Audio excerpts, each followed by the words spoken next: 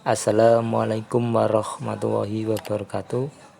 Pada kesempatan ini kita akan membahas tentang masuknya Hindu-Buddha di Indonesia.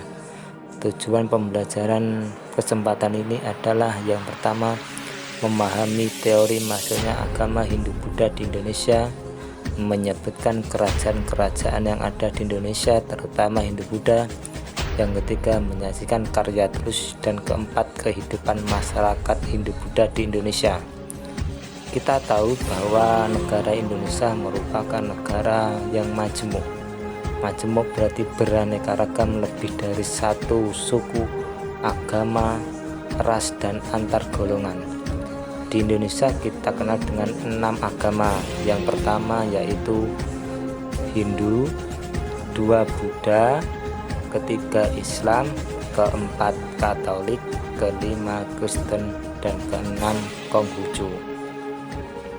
Kita lebih fokus kepada teori-teori masuknya Hindu-Buddha di Indonesia.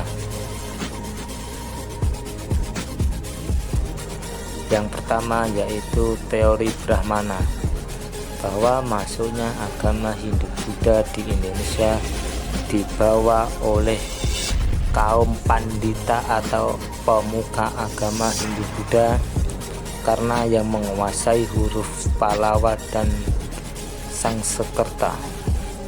Oleh sebab itu pantangannya adalah tidak boleh menyeberangi laut.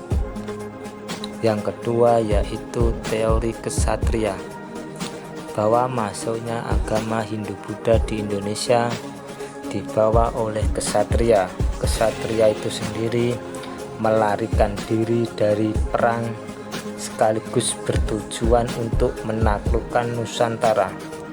Dan ada juga yang berpendapat bahwa prajurit mengalami kekalahan waktu perang kemudian menyerang ke Indonesia untuk menyebarkan agama Hindu-Buddha yang ada di Indonesia.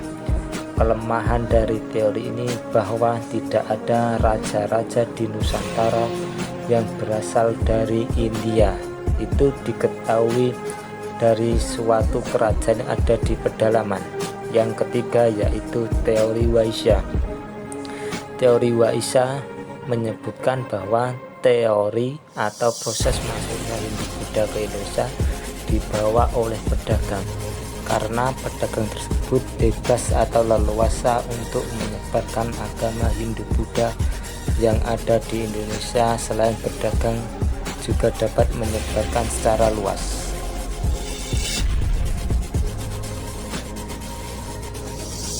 Mengalami perkawinan terhadap masyarakat pribumi. Oleh sebab itu bangsa India yang menyebarkan di Indonesia, kelemahannya yaitu tidak menguasai Weda. Dan yang keempat adalah teori arus balik, bahwa penyebaran agama Indonesia dibawa oleh masyarakat Indonesia itu sendiri yang belajar di India, kemudian kembali lagi ke Indonesia untuk menyebarkan agama Hindu-Buddha. Tetapi teori ini sangat lemah karena masyarakatnya masih bersifat pasif, belum masif. Kalau pasif berarti hanya menerima pengaruh dari luar saja.